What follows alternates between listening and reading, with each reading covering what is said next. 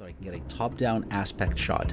So by passing the bandit on the right, picking up altitude, I've done two things. One is I've slowed myself down, two is I've gained altitude, and three, I've positioned myself on the bandit's 6 o'clock for a shot from top down into its engines using a heat seeker.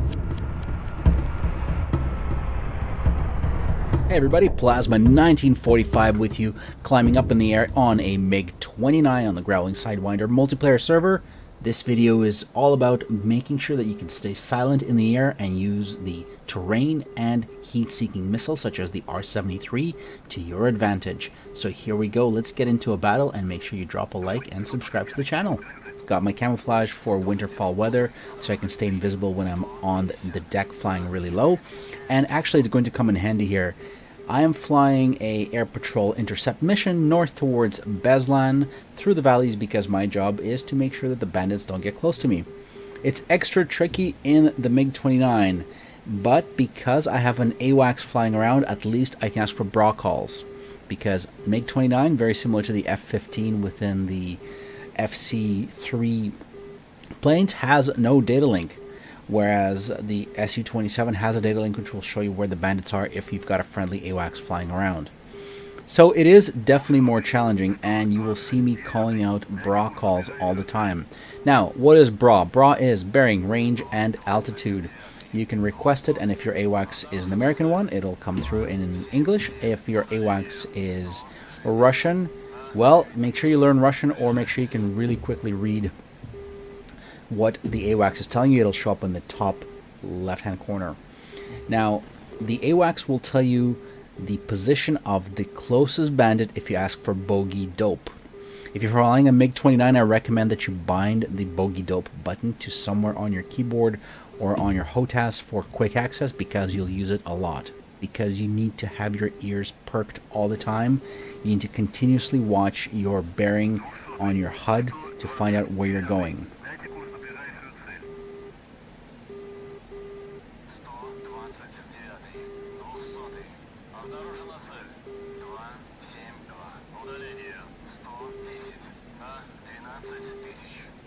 I've got electro-optical on, which means that I'm basically looking for heat signatures, staying low to the deck, right above the trees, and asking for bra calls from my AWACS.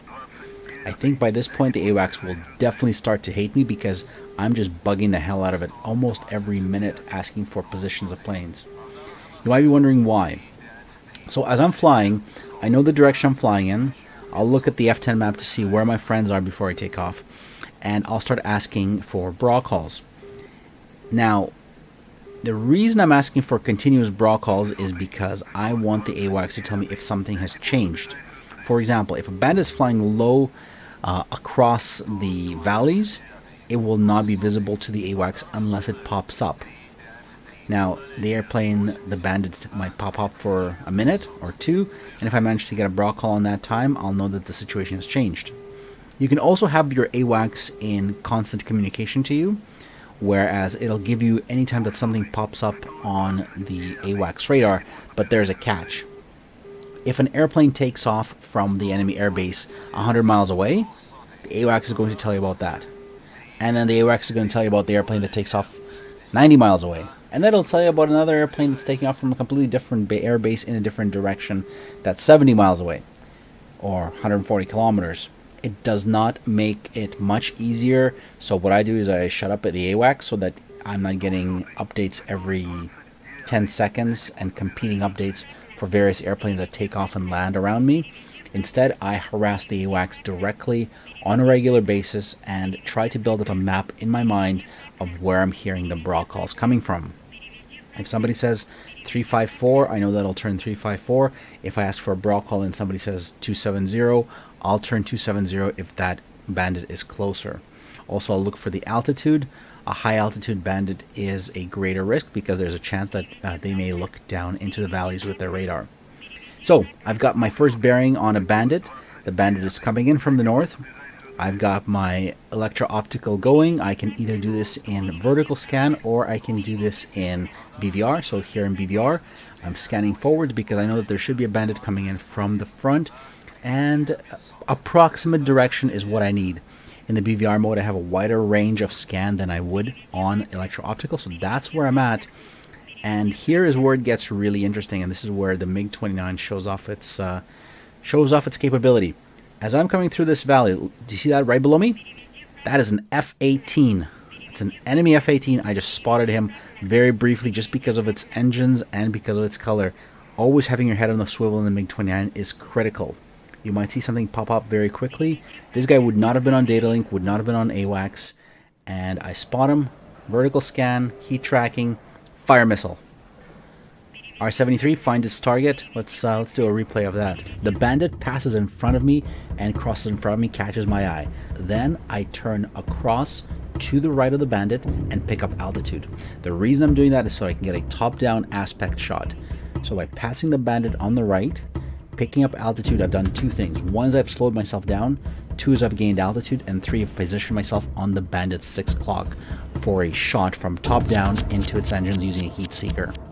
That is the move to get to the success. And of course, after that, I dive right back down onto the bandit's 6 o'clock so I could launch another R-73 if the first one didn't hit. But that also gave me the visibility. But no time to think. As soon as he is gone, I could see the contrail of the bandit that my AWACS was pointing me towards. BVR range, vertical scan, pick him up and fire one missile, and then after a few seconds I fired a second R-77. The first one was a R-27 ET, fired about 30 kilometers. The F-15 is just cruising along, firing his AIM-120s. He doesn't know what's coming. We do though, and kablamo! Yeah, that's how it's done. So, MiG-29 victory over an F-18 who wasn't even suspecting that I was there. Small and silent.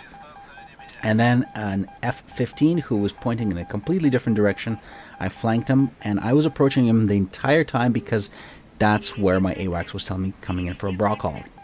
Taking evasive action here, there is somebody tracking me, and a missile was launched.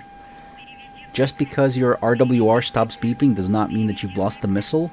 It could be that your aspect of your plane is such that it's on an angle where RWR isn't picking up the signal anymore. So level out and then just check to see what's going on. And in this case, I lost the missile track, but I did have the steady tone of being locked. So again, using mountains for cover. And got a new target from the bra call going into BVR, so I've got a little bit more scanning range. And I'm continuously asking for bra calls as I fly through here. And the reason for that is there could be more bandits down low on the deck. I don't have situational awareness. I have no data link. I have nobody on comms that's flying near me. If there was an SU-27 or a JF-17 or an F-16 that was friendly with me, this would be great because they would call out any bandits they saw around me because they've got data link and radar capability. I'm in the weeds. I'm radar silent, and I'm looking for this bandit.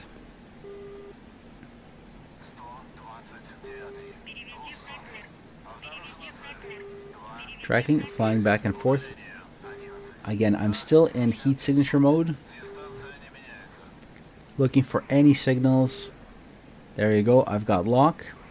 I've got a confirmation that that is a bandit for my bra call. If there was a friendly there, this would have been a time to turn on your radar to IFF to validate that this is not a friendly that's merged with a bandit. And I actually pressed F10 earlier on the map to see that there was one guy coming in from the south and he just shot this bandit. So he didn't make it, but I did. And basically just a flyby and head home. Sometimes you got to decide when you've had enough and when you're ready to go home. The other thing to keep in mind, the MiG-29 is a plane that loves to go through its fuel really quickly. So the 1400 liter, that's about 2,800 pound tank, I exhausted just before engaging that F-18 and I dropped it. So now I'm down to about 2,000 liters. So that is enough to get home, but without too much comfort. So I am very much a joker, which basically says that I can do a quick engagement against somebody, but that's all I can really do. But I do need to start heading home.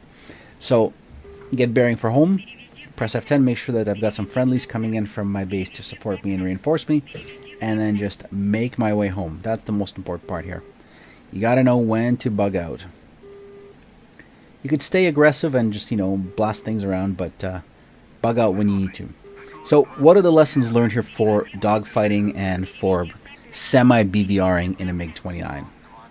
Unless you've got support of a plane such as an Su-27 F-16 or a JF that has data link, and you've got that person on voice who can tell you that, oh yeah, there's a bandit that's appearing right next to you, you are basically dependent on the bra calls. So make sure there's an AWACS flying around and that you can get the bra calls.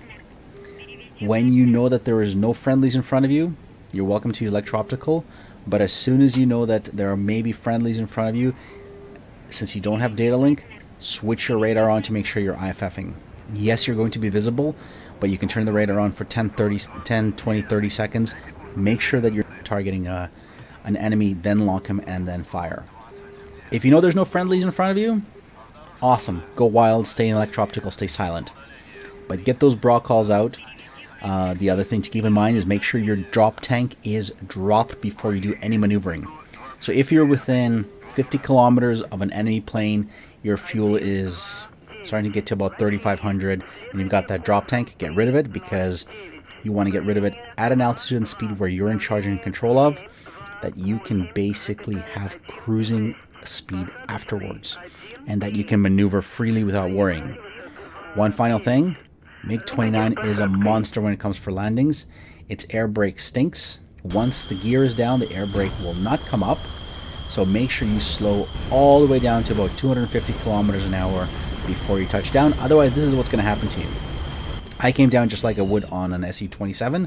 I touched down at around 350, and the Mig-29, you got to really slow down before you touch down. Pretend it's an F-14. Alright everybody, hopefully you've liked this video. Let me know if you're interested in more Mig-29 videos, and I will sign off. Drop a like, comment, and subscribe, of course. Plasma1945 signing off.